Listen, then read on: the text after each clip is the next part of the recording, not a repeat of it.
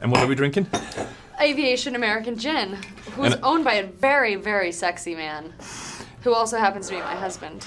Ooh. Yeah, I know. So let's see. Let's see what you think. We're starting early. Yeah, we are starting early. So I was fully under the impression that I would have quite literally nothing else to really absorb about Blake Lively. But if we remember, the Norwegian reporter Kjersti Flat dresses herself as Kirsty because non-Norwegian speakers would find that easier. Has been very active on her YouTube channel. She was the one who unleashed this interview. First of all, congrats on your little bump. Congrats on your little bump. What about my bump? You've got two nice ones. And these, they are kind of bumps, aren't they? No, not bumps. The lovely lady lumps. Check it out. Thank you, thank you. Are You like the movie? Are you a Woody Allen fan? I love most of his movies, and this one was so visually amazing. Yeah, it's gorgeous. Did you guys love wearing those kind of clothes that you? Yeah. Yeah. And working in digital. Everyone wants to talk about the clothes, but I wonder if they would ask the men about the clothes. I would. She has released another interview with her boyfriend, who's also a reporter. Boyfriend Magnus. He's been covering Hollywood entertainment for how many years, Magnus? 145? Yeah, something like that. More than 20. More than 25. Yeah. For Swedish media, for Aftonbladet, which is Scandinavia's biggest newspaper. To get onto it in just a minute. But in a nutshell, I mean, it wasn't forced, but he was made to drink Blake Lively's, sexy husband's gin at 10 a.m. in the morning, and Blake Lively used half of a 4-minute interview, because apparently that's how long the interview was. Half of that time was spent product placing Ryan Reynolds gin. Thing with alcohol, when I hear about how this is distilled in Portland and how the reason this one is winning all the taste tests actually is because gin has a high juniper content, which is why a lot of people don't like gin. And of course we have Blake Brown Beauty, people actually returning it. The reviews have been so mixed on this one. I've noticed that some people love it, and then other people are like, this has dried out my hair, it's made it very straw-like. It does feel dry and stiff, and the smell's just also not nearly as good as I was hoping. The Rich Reset Pre-Shampoo Mask also claims to strengthen your hair with plant protein, so take that with a grain of salt. To me, this feels a lot more like a conditioner than a mask, which I think is funny because the brand is very anti-conditioner. It made my hair a little stiff and dry. It definitely made it a lot more tangly, and compared to my favorites, it just doesn't make my hair feel nearly as nice. That's what I'm returning. Every single one of Blake Brown's hair care products. I wanted to love these. I really did. I actually love the packaging. I thought it was so pretty, but the scent, so overbearing, and now I understand why people are returning the products. My hair felt fried. I would use the nourishing and the strengthening products from her line, and my hair felt drier than the Sahara. That doesn't seem very nourishing. That seems pretty drying to me. I'm hoping that I get to return all of them. I've only used these products 1 or 2 times, and this one is still unopened. I'm not one of those people that likes to return things that I've already used, but I'm just it's not worth it. I'm returning every single one of her products because none of them are good. And I think all of her products in total were $160 or $180. That is absolutely insane. And then we can girl math and get some other stuff at Target, probably some other hair care stuff to help replenish and bring some more, hydration to my hair. If we think about it, when she was doing her launch, her product placing, her Blake Brown Beauty hair mask and shampoo, conditioner. Oh no, she doesn't do conditioner, sorry. Her hair mask and her shampoo. She did a lot of product placing for that, and she would talk about her hair care, and she would advertise it on the side of the It Ends With Us tour, the whole press junket for that. It was just wrong place, wrong time. She was basically trying to combine her movie with the release of her brand new product when this film is about domestic abuse, domestic violence. It was just completely wrong space, wrong time. So this is not the very first time that Blake Lively has been product placing things when she's meant to be promoting other films. Chair or him? Him. Okay, so if you could just kind of favor your right side, so just shift over in your seat a little. No, to your right. Over this way. Oh, like that? There you go. Yeah, perfect. Okay. This is Magnus Sundholm from Sweden. How do you say your name? Magnus Sundholm. Oh, Magnus that's close. Sundholm. Yeah, it was very from Sweden. Very good. Okay, you have speed. Magnus, Yes. when I saw you earlier, you said, "Oh, let me get a shot." And I thought you meant of alcohol, but you meant a photograph. So guess what? Time to put up. And what are we drinking? Aviation American Gin, who's owned by a very, very sexy man, who also happens to be my husband. Ooh. Yeah, I know. So let's see. Let's see what you think. We're starting early. Yeah, we are starting early. What better time to start? Cheers. Cheers. How does the taste test happen? It is good. Oh, your voice went higher an octave. Just come on, just shoot it. Just shoot it. I'll be the singing interview if will I be so finish much this. more interesting. We just do like straight shots. But Blake basically was just like, hey, here, look at what my sexy husband has made. And then proceeds to say, do you want a shot? In some countries as well, you're not allowed to like broadcast drinking and stuff so early on in the day. I think Sweden's one of them where you can't.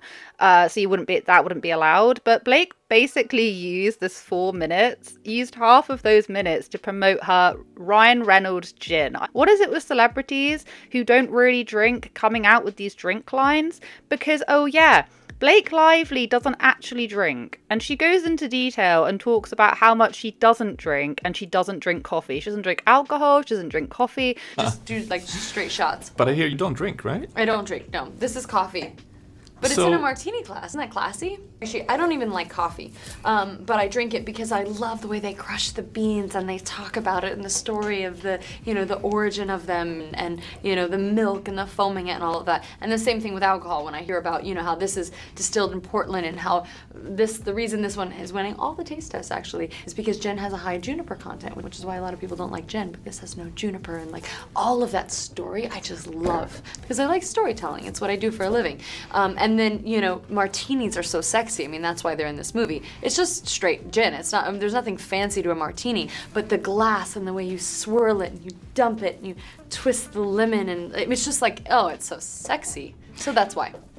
I think it's sexy. But she was more than happy to give this reporter like a shot of gin straight after his Weetabix, like first thing in the morning.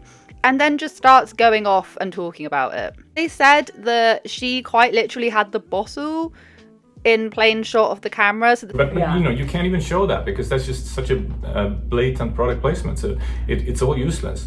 It would have been more natural had she been drinking though. So then maybe I could have done something with it, or But for her to sit there and push something and then say I don't drink it.